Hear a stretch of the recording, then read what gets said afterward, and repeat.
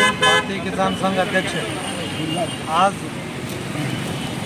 शेतकऱ्यावर जे अन्याय होत आहे त्या अन्यायाच्या परिमार्जनासाठी 7 मुद्द्यावर शासनाला निवेदन देण्यासाठी हे आंदोलन आहे।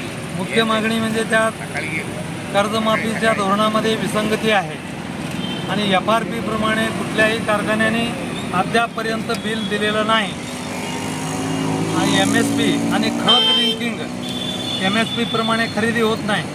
खत लिंकिंग घेतल्याशिवाय दुसरं खत देत नाहीत। ही शेतकऱ्यांची अडचण आहे।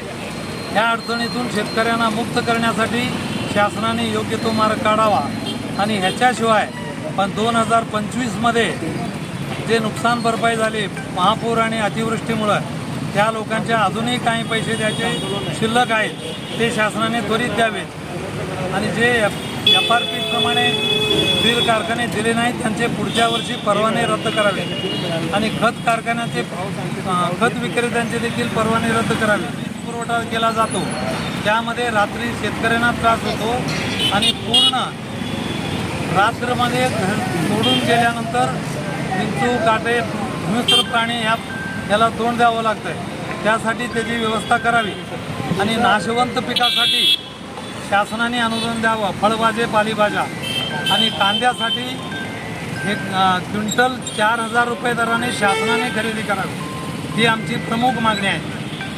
त्या मागणीचा शासनानं विचार करावा आणि शेतकऱ्यांच्या बाजूनं द्यावा अशी आमची रास्त मागणी आहे आणि नाही मिळालं तर आम्ही याच्यापेक्षाही उग्र आंदोलन करू।